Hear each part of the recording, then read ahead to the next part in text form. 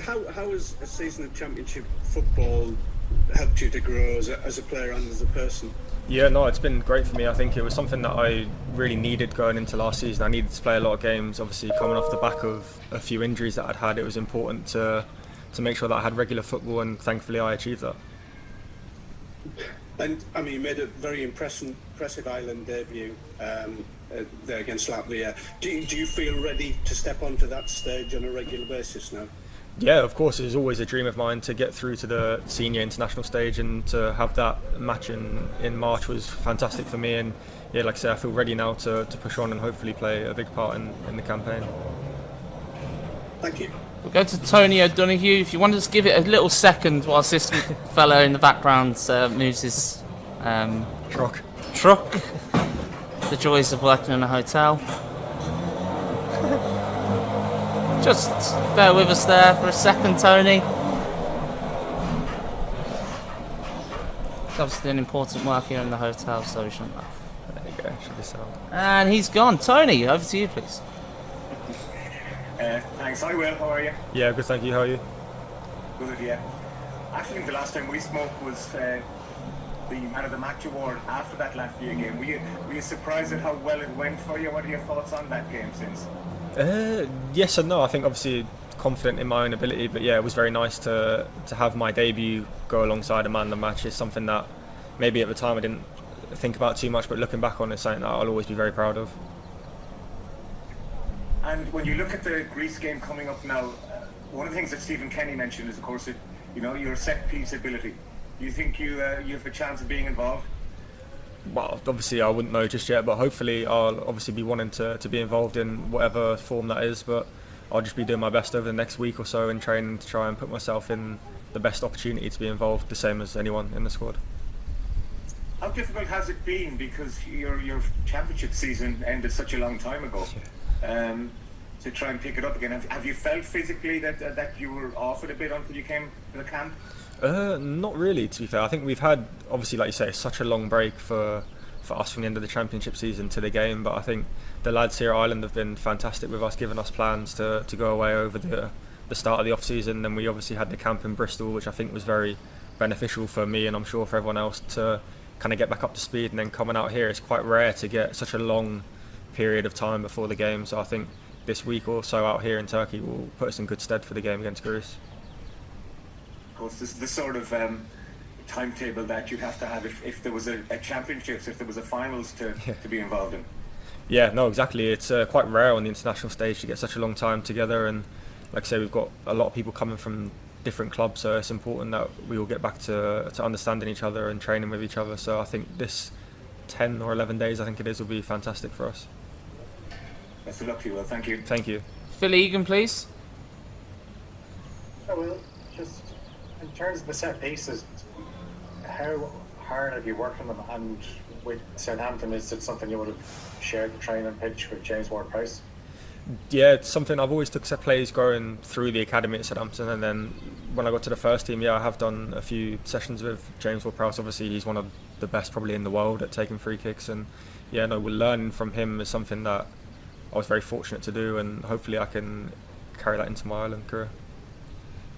And at the moment, there's probably plenty of players training with you who are a little bit uncertain about their future at club level. What would your advice be to give to some of those teammates that might wonder, should they drop down, or you're just coming off a full season of the championship, the benefits of that for you?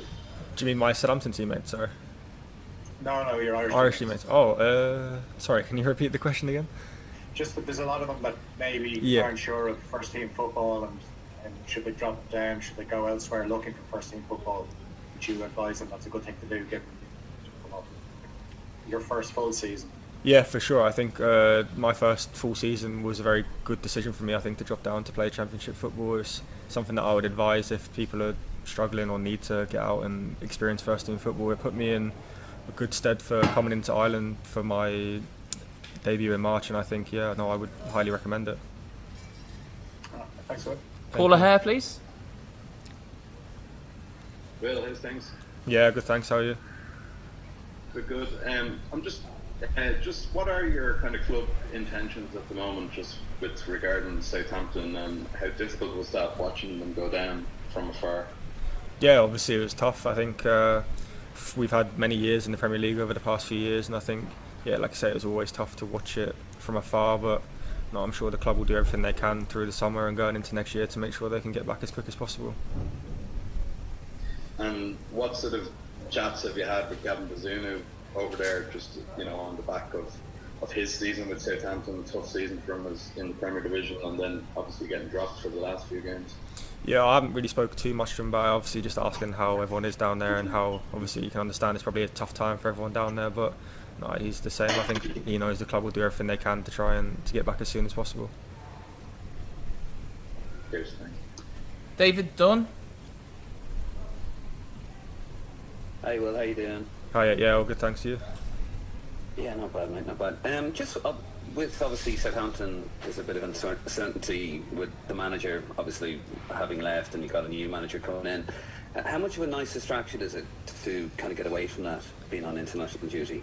Yeah, no, I think it's perfect. I think it gives me a good chance to, like you say, come away and maybe not think about it as much and still keep up my training. And I've got 2 big games here for Ireland that I'm looking forward to playing in, so that's what my focus is fully on at the minute.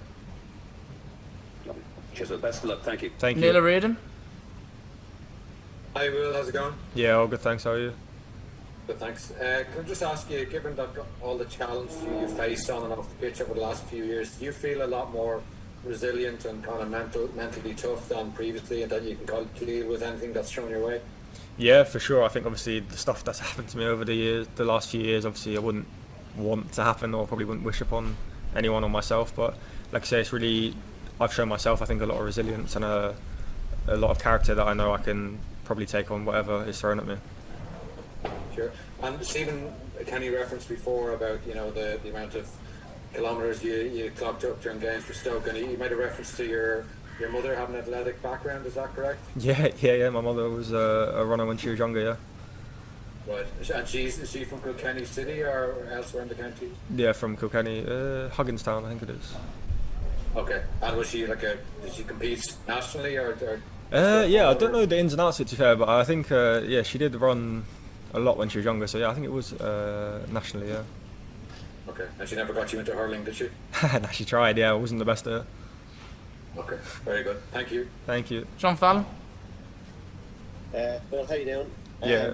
Just a couple, kind of like it was mentioned there, the managerial change. I think we can really take it as going to be Russell of Martin once the formalities are resolved. Like, are you the type of player who looked further at his record at previous clubs in terms of giving young players a chance, or have you spoken to Mikey about him? Or I think Troy played with him at MK Dons as well. Well, no, I'm not sure. Nothing's been announced yet, so I'm not sure what's going on down there. But I think if it is him, yeah, obviously I'll look forward to going in pre-season and seeing what the plans are for the future. And I think you mentioned in the Athletic interview that your contract's up, they've already opened negotiations with you. Does that change at all with your managerial uncertainty, or will that just stay the same? No, I'd say the same. I'm not thinking too much about my future at the minute while I'm out here. I think obviously I'll wait for Southampton to appoint a manager, and then, like anyway, I'll have to have conversations with the manager and see where he sees me.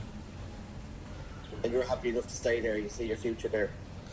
Yeah, obviously, like I say, I'll be happy to concentrate on Ireland at the minute and then to worry about that when I get back. But I think next season's very important for me to carry on playing football. That's great. Thanks, Will. Thank you. Dan McDonnell. Hey, Will, how are things? Hope the background noise isn't too bad here. Jesus. Is it bad? No, it's not too bad. Carry on. You're right. Sorry, apologies. I was just wondering, Will, you were in Israel last September. That was obviously a big sort of campaign for you, and ended disappointingly. And Evan Ferguson come off the bench in that game in Israel.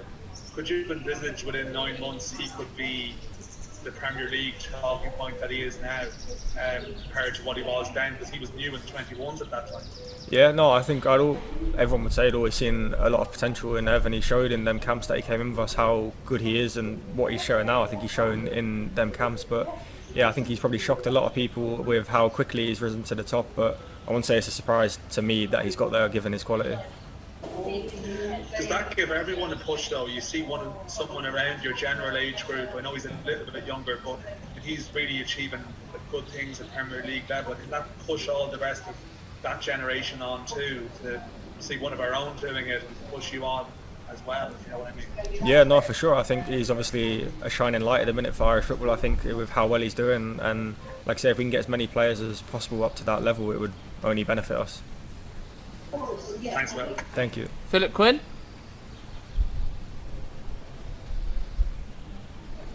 You're on mute. Philip? There you go. Thanks, Will. You know John O'Shea from your time at Stoke and the Irish under-21s. What has he brought to the senior camp so far? I think he's got such a great career behind him, and he's got a lot of knowledge of football in general. I think he knows how to qualify for tournaments, and I think that is something that obviously everyone in Ireland would love, and I think that's a lot of what he's bringing to the table. He was a defender as such, but he did play midfield for Ireland. Just in terms of your own position, where do you feel your best position is? I think sort of either an 8 or a 10 I think is my best position. I'd probably prefer kind of an 8 with a willingness to get beyond but also to drop deep and get the ball.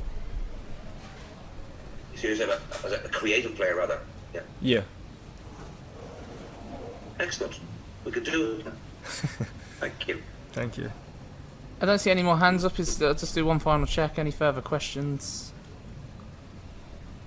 If not, we will end it there, guys. And thank you for coming today. I think Des wants one, does he?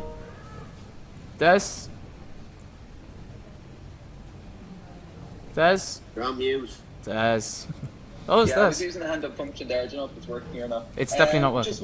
Just briefly to bring you back to Greece. As Dan was kind of saying, you've been involved in big under-21 games.